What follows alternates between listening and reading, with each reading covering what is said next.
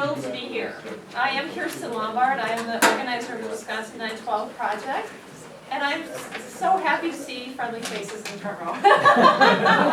This is my very first trip to Sheboygan, believe it or not. We're all friendly. Thank goodness.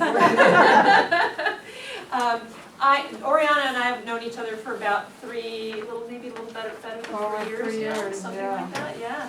And Ori has been just a tried and true partner, particularly over the last year as we have fought battles against the healthcare exchanges here in Wisconsin. And Jane as well, God bless her, and Phil. So I'm just really grateful for their partnership and the movement. As you may or may not know, last winter, probably around December, we had sort of a crisis on our hands with something called AB 210, actually that might have been October, AB 210, which is a bill that would have embedded Obamacare language in our state statutes.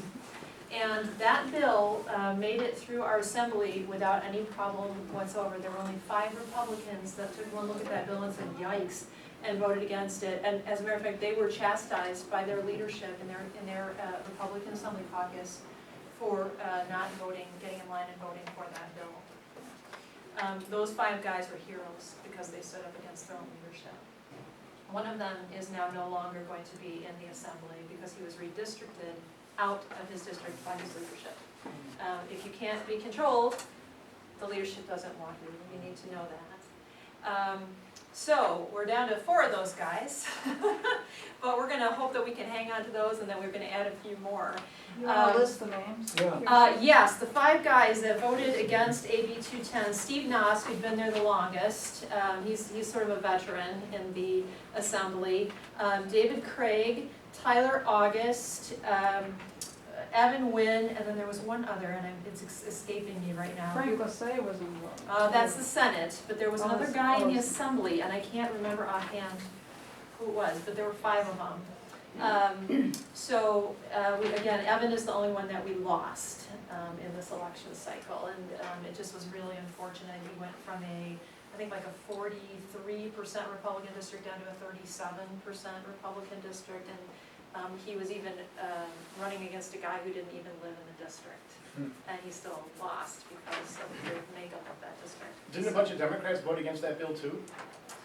Yes, a bunch of them. That's what was so confusing to a lot of us on the outside. It's like, why, if it's, it's supportive of what is going on here? I think that it was I don't think they really saw how it benefited them. There were some reasons that they had for voting against it. I've forgotten really what they are, but there were some reasons that they had for voting against it. But I don't think they really understood the value of that bill to them. Had they voted for it, if Obamacare language had been inserted into our state statutes, they would have already won more than half the battle, right? In any event, people like Oriana and myself and the people that belong to our groups stood up and we said, no, AB 210 must not go any further. And God bless Frank Lassay, he killed that bill in his committee. So things do happen when people band together, just like Oriana said. In addition to that, we started yelling and screaming about the Early Innovator Grant, which was $38 million that the federal government had given the state of Wisconsin to implement an Obamacare exchange. Governor Walker did not apply for that money, but Governor Walker accepted that money. And It was all done by Doyle initially. Yes, the money was applied for under Doyle, but it was Governor Walker's administration that accepted the money, and Governor Walker didn't want to give it back. And as Ori may have told you, there were a lot of conversations where the insurance commissioner's office and the Department of Health Services were telling us, no, hey, that's just free research and development money. We don't have to do anything that the government tells us with that. They just handed that to us, just play around with. Free money! Free money from the federal government. How many of you ever heard of federal money that didn't have strings attached to it? There's an interesting story. So we fought back against that too. And it's so interesting. The power of the grassroots is formidable. And it's important to know that as we go into talking about nullification. It's really formidable, the power that we have, because every single person that I talked to when we went into that battle last winter said, Kirsten, we'll never win this battle. We'll never win it. I know we have to fight it, I know we have to try, but we'll never win it. And I said, watch us.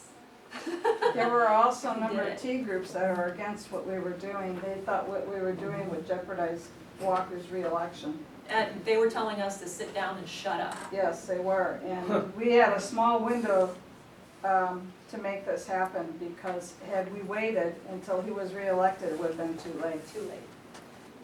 So, again, you know, I'm sure everybody in this room knows this, but just because you have an R after your name, doesn't mean you're doing the right thing.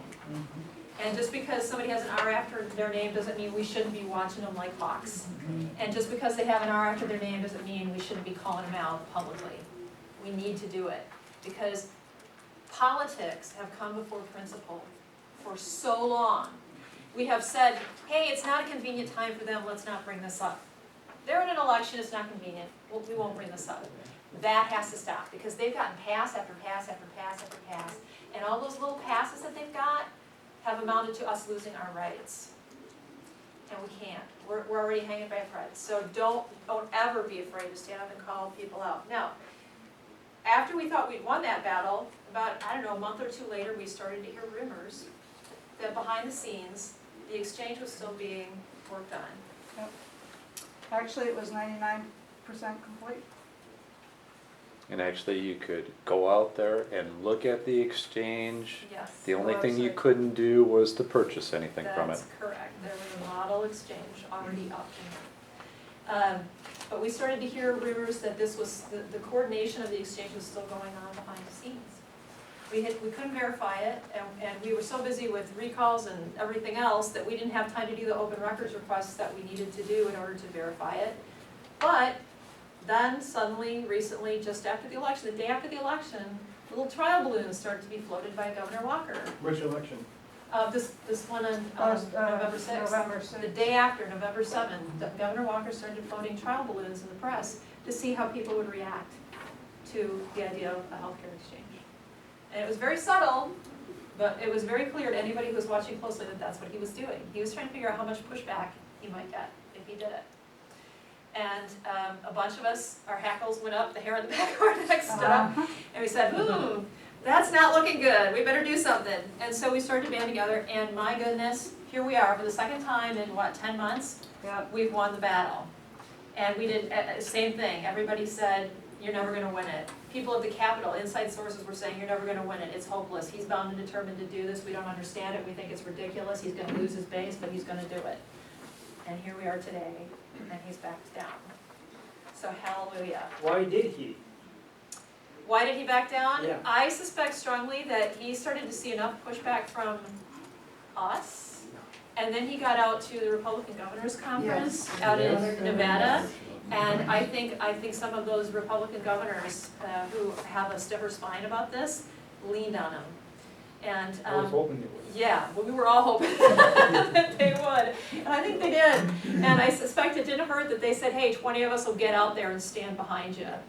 You know, that had to have helped. Having So- the Vicki McKenna, Mark Belling, and Charlie Sykes on the radios talking about it helped too, because it got everybody else, you know, outside of the T group to get involved as well. Absolutely. There was emails out from Freedom Works too, I got an email from them. AFP pushing had us as to well. Contact. Yep, So, yeah, AFP did too.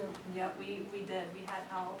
There was an open letter that went out from about 20 groups, and Sheboygan Liberty Coalition was on that letter, Mayville Tea Party was on that letter, saying, just, you know, hey, we love what you've done, but you gotta stand strong now, you have to.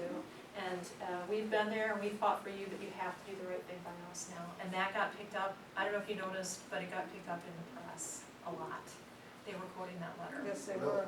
Yeah, yeah. And there were so many calls that were being made that we understand that Robin Voss's phone was turned off. Yes, yes. And let me just issue a little warning to you right now about Republican leadership at the Capitol. Robin Voss has done some good things for our state, and he's given us a lot of good votes at the Capitol. Robin Voss is not a man of principle, and you need to know that right up front.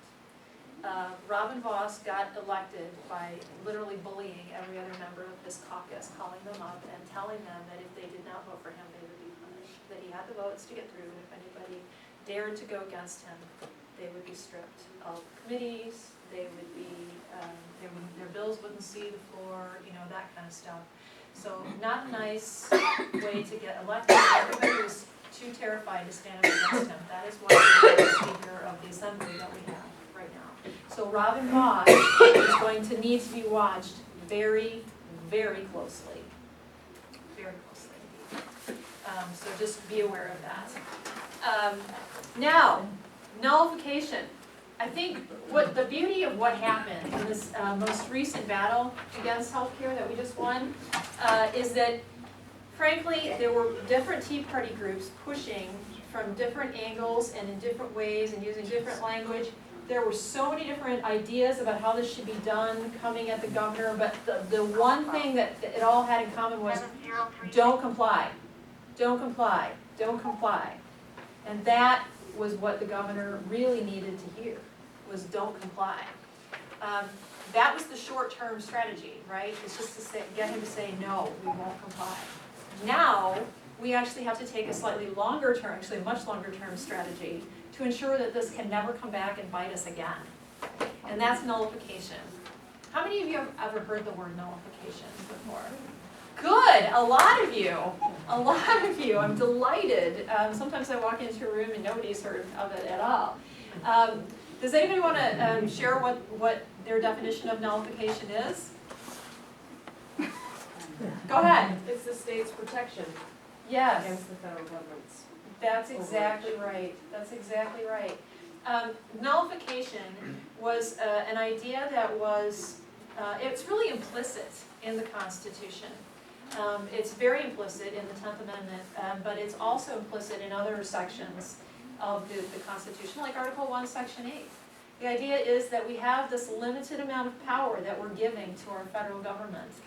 We explicitly enumerated those powers, and if the government steps outside of that, if you read the writings of the Founding Fathers, they're almost all, I mean, they're unanimous in saying, if you're outside of those Article 1, Section 8 powers, the law that you're passing is null. It's void. It isn't law. It is, the people, the states that are signed onto this compact, you know, they don't have to obey this because it's not law. It violates the compact. Unfortunately, what's happened is that the states have forgotten that they have any power under the 10th Amendment. They've forgotten what the remedies are. And the remedy is nullification. The remedy is interposition. What is interposition? Who knows that one? The state can stand between us as individuals and the federal government. Perfect. Exactly right. And protect us from exactly the right. evil powers of DC. Exactly right. And what is the highest responsibility of our elected officials in Wisconsin? There are two responsibilities that they have. What are they? Protect us in taxes. That's what they think they are.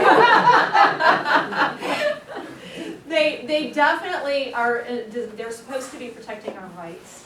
That is, you know, primary responsibility number one. However, there's a dual responsibility that goes along with that, without which they couldn't achieve that. And that's to protect the sovereignty of the state of Wisconsin. If they sacrifice our sovereignty, they can't protect our individual rights. Because if the federal government can always tell everybody what to do, the states, the people, there's no way for the states to say, hey, whoa, you've overstepped your power. You don't get to tell our people in this state what to do. If it's not constitutional, it doesn't happen here. If the state doesn't have its sovereignty, it has no power to say that to the federal government. So it's imperative that the state of Wisconsin relearn what it is to be a sovereign state and to push back against the federal government. Now, we have won this battle with Governor Walker saying, we won't comply. The problem is, not complying is still, that's great for right now, right? Because we've got a Republican-dominated House of Representatives that probably won't give the appropriations to fund the federal exchanges if the states don't run them themselves. Great! What happens if we lose the House? Suddenly they'll vote an appropriation in and we've got a problem. Well, wait a So- second, they're not gonna do that anyway, because they're gonna continue operating under continuing resolutions. So they won't have a chance to stop it with appropriations, because we haven't had a budget for 3 years, and I don't think we'll have another one for 5. it's entirely possible. So, But the bottom line is, somewhere down the road, somebody could come away with a means of getting this back into the state of Wisconsin. And we can't afford to have that happen. So nullification, there's two ways you can look at nullification.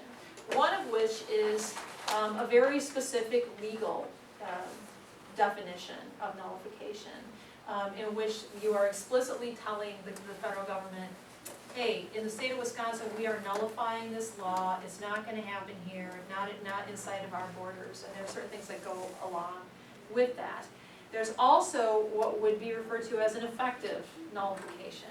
You may not actually say that to the federal government, but you might implement measures that effectively create a nullification in your state.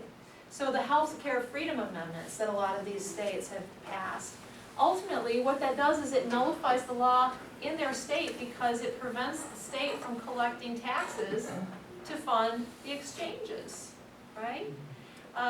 There's all kinds of ways to go about an effective nullification. Essentially, all of these governors right now standing up and saying we won't comply, that's an effective nullification. It's not an explicit one, but it's an effective one. It's not necessarily a long-term one. What are some of the best ways to go about a long-term nullification? Anybody have any ideas? Yeah, go ahead. Put it on a ballot and have the population vote on it and have a majority of the people in the state vote against the federal government. A popular referendum. That would definitely be one way. Another would be absolutely amending our Constitution. We actually attempted to do that. Over the last 3 years, there was an effort made to use that kind of a strategy. There was a healthcare freedom amendment that was launched here in the state of Wisconsin. We finally got it into the Senate last session. The Senate passed it, and then it got to the Assembly. What happened in the Assembly? Anybody know? Jeff Fitzgerald basically said that they didn't have time for it, and he shoved it aside. It never made it to the floor in the Assembly. Now the problem with that is that to amend the Constitution in the state of Wisconsin, you have to have 2 consecutive legislatures pass the measure, and then you have to put it to a vote of the people. So there's 3 steps, and he cut it off at the first step. So we have to start over from scratch if we're going to do it that way. You can also pass regular legislation, but certainly an amendment to the Constitution is the most permanent way and the hardest to undo because of the measures that you have to take in order to change the Constitution. It's also more difficult because getting the people to vote for it, we have a lot of education to do probably if we're going to get that measure to pass in referenda, but it can be done. And we should be looking at what the best strategy is for making sure that Obamacare can never, never, never be implemented in the state of Wisconsin or anything that sounds or looks like it. We should probably be creating language that ensures that it's not just this particular federal law, but that it's anything that looks or smells like that particular federal law. The language should be crafted in that way. Now, how many of you, I'm going to ask you a sort of, it will seem like an unrelated question. How many of you were depressed on the night of Tuesday, November 6th? Every hand in the room goes up. I was depressed too for about an hour. And that's all I was depressed for, was about an hour. I stood and wandered around my apartment, kind of feeling overwhelmed and staring at my computer screen and like in disbelief and trying to figure out how it happened. And after about an hour, I looked at myself in the mirror and I said, Kirsten, there's no time to waste. There's work to be done. And I got really excited, and I'll tell you why I got excited, and I want you to be excited. Because there are things that we can do now that we couldn't have done if Romney had won.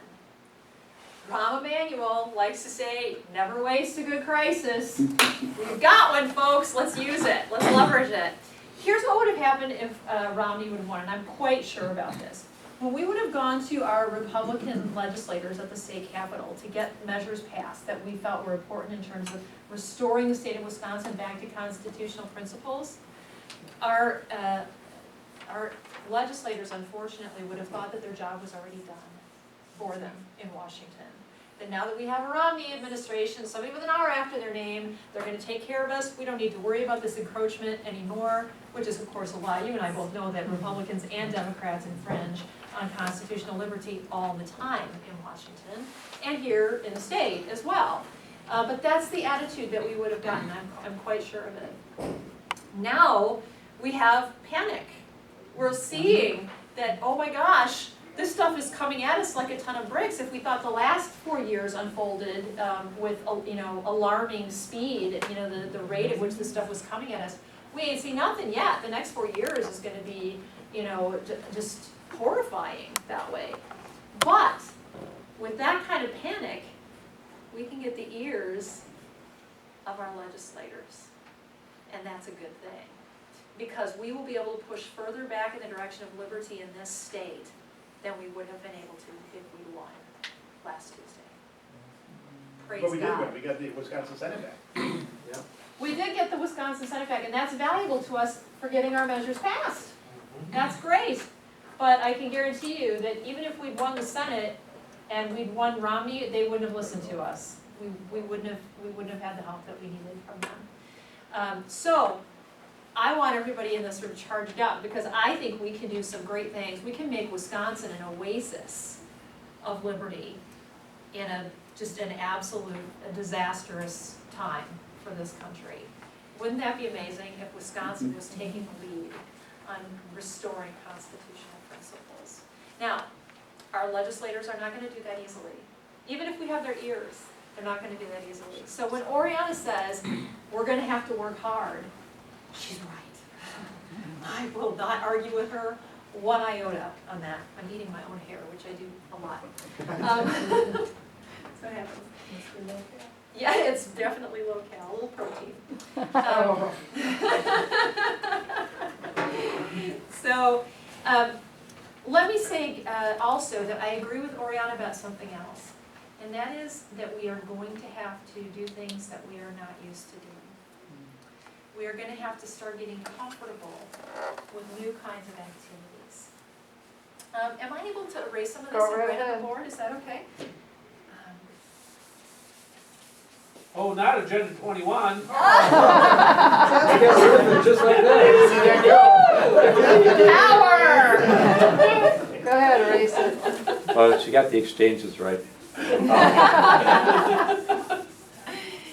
Okay. How many of you have ever worked on a campaign? Good. Okay, so there's a bunch of you. So you know that when you work on a campaign, here's campaign HQ, right? And out of campaign HQ, you've got a campaign manager, right? So underneath that manager, say you live where I live, which is in Madison, and you're running You got for- my condolences. Yeah. You know what's so interesting though? If there's a worse state a worse county in the state for conservatives, Dane County is it. And I am one of the happiest conservatives imaginable. You get really used to being in the opposition. And it actually starts to feel weird when you're not anymore. So, say you're running for an assembly district seat, and you've got, your assembly district seat touches on 4 counties. So underneath this campaign manager, you have 4 managers who are dealing with the counties that are incorporated in that assembly district. So, this is maybe Rob, and this is Sally, and this is, Mary, and this is Tom, and they are all responsible for a county, the territory that covers a county in that assembly district. Underneath them, they've got people in each city within that county. And each of those people in the cities has a bunch of people working different areas of the city, wards, right? That's an ideal campaign is structured that way. And it's very, very effective. You want to know how the left is winning the elections that they're winning? This is how they're doing it. This is true community organizing. It goes down to the block level. If you're doing it right in Chicago, they've got people on every block. making sure that they know who lives where, and making sure that every single person who they can count on for a vote is going to the polls. That's how they win. We are gonna have to start doing the same thing. Now that sounds overwhelming, but it doesn't have to be. And here's how you do it. You turn this chart upside down.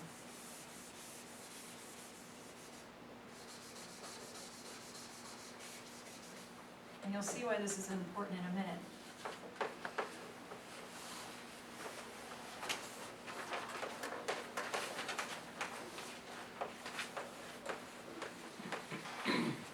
This is you in your neighborhood. These are your neighbors. All you have to do is know your neighbors. And if your neighbors know the people on the next block, you can start to grow this out so that you start to know who everybody is and where the votes are in your ward. If you can get all of the votes that are out there in your ward, you start to win elections. And even if your ward is predominantly dominated by collectivists, and that's the word I use anymore, it's not Democrats, it's not liberals, it's not socialists, it's collectivists, because they're all collectivists. Even if your ward or your neighborhood is dominated by collectivists, what you're doing is every vote that you can get out shaves a vote off of theirs. So even if you don't win your neighborhood, you might help the overall election because you've stopped enough of their votes in your neighborhood. Now, what else does this do for you? This doesn't just get you votes. This gets you all kinds of other stuff. It helps you identify who might be good to run for school board so that you can recruit somebody to run. It helps you know who might be good for running for assembly district. It might help you know who's good for city council. You can start to figure out who's who, what strengths they have, where they might fit, what kinds of skills they might have, and if they're capable of running for office. Are they the kind of principled person you would want running for office? You can recruit those people. In addition to that, you start to figure out where the money is in your neighborhood and who might be willing to support the candidates that you're recruiting. One step beyond, when you're going after something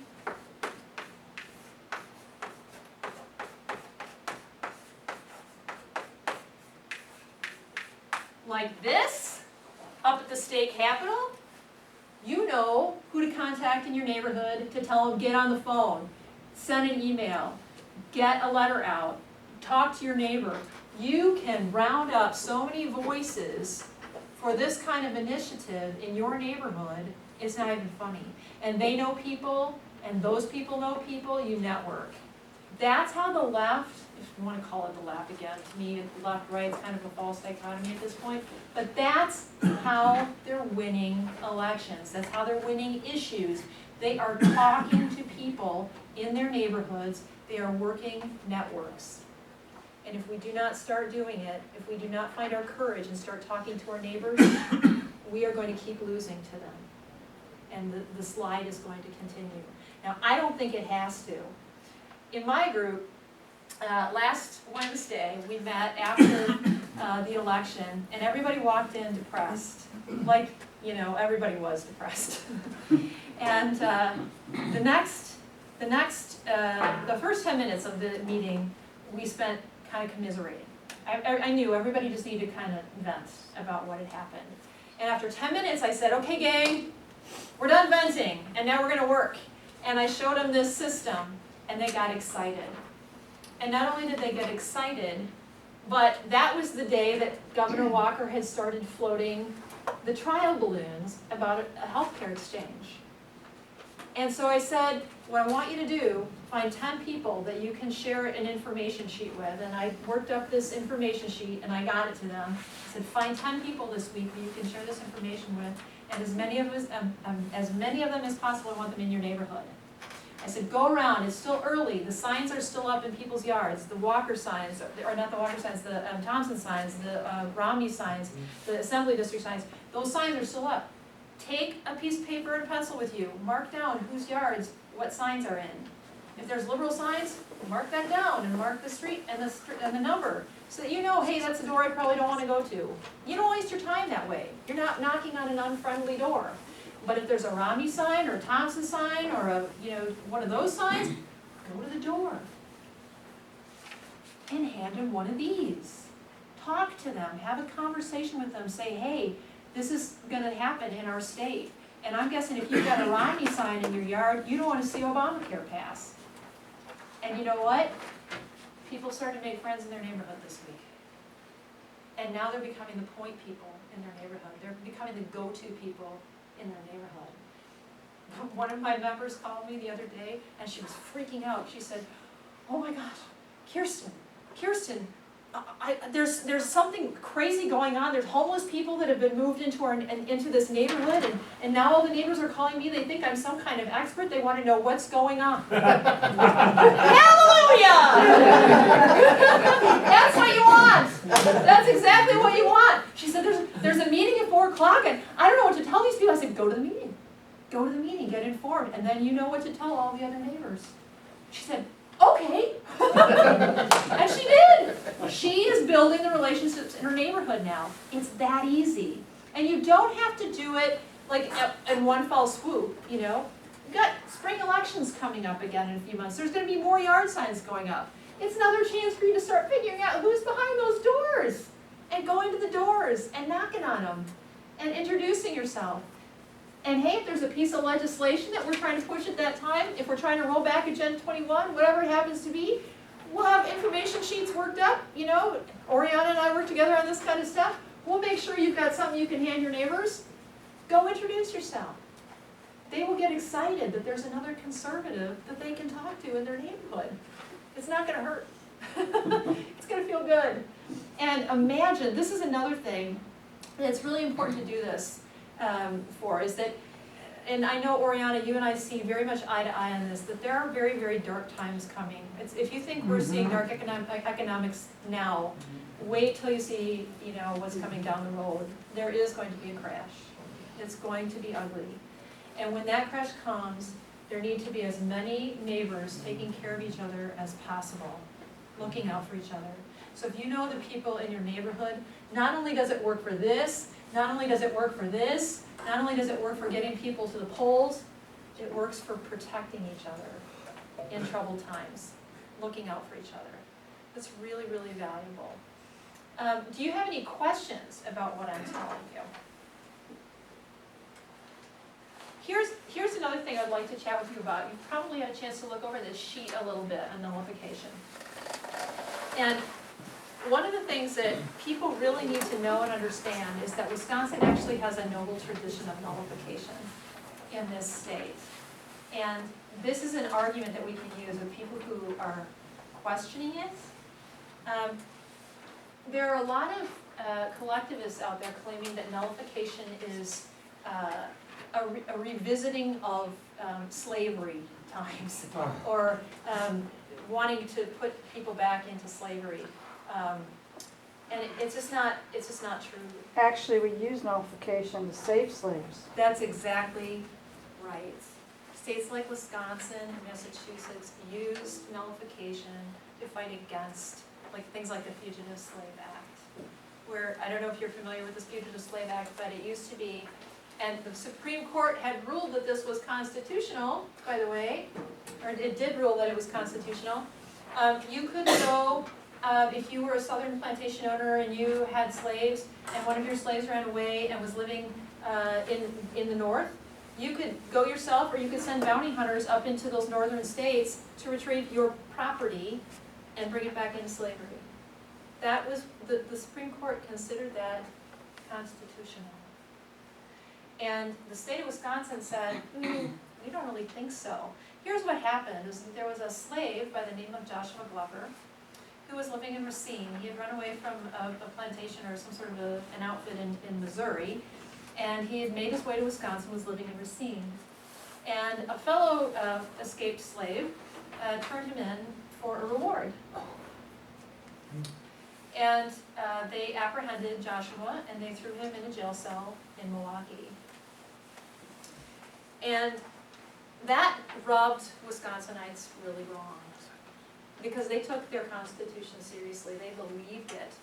You know, the whole idea that all men were created equal, and that they had certain unalienable rights.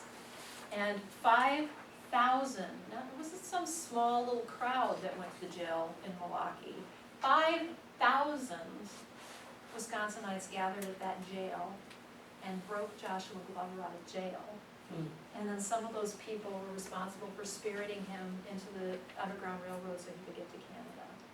Now, some of those people went to jail because they broke federal law. As a matter of fact, one of them actually asked to be delivered up to U.S. Marshals so that there could be a test case to test the constitutionality of the Fugitive Slave Act. And of course, he lost. That was a bad Supreme Court decision. Bad Supreme Court decision. But the reality is that when the federal court said, Wisconsin doesn't have a right to defy this, which we did defy it, Wisconsin's Supreme Court didn't file the U.S. Supreme Court's notes. And so the nullification for that Fugitive Slave Act is still on the books in Wisconsin. We did it. We effectively nullified the Fugitive Slave Act in Wisconsin. We have a noble tradition of doing this, of pushing back against the federal government, and we can do it again. So there's no real set procedure for nullification, a lot of different things can. Again, depends on whether you are doing. Because it's just a mob, there was a mob, an unruly mob, created a riot, broke into a government building. Oh my Created goodness, are we talking damage. about It teachers? sounded just like what happened down in Madison. Yeah. You know, they probably wrecked a lot of stuff, caused $7 million in damage, and then they stole somebody's personal property and spirited over the international border. Right. So they were And trying so- I thought she was Is that what talking, you said? I thought she was talking about the protest. Sounds good to me. Well, essentially, yes, they broke But laws so in actually, the order to do nullification this. doesn't come in the riot, it comes in the state Supreme Court, not following some procedure that's handed down by the federal government. Right, what we're talking about is some kind of legal or legislative measure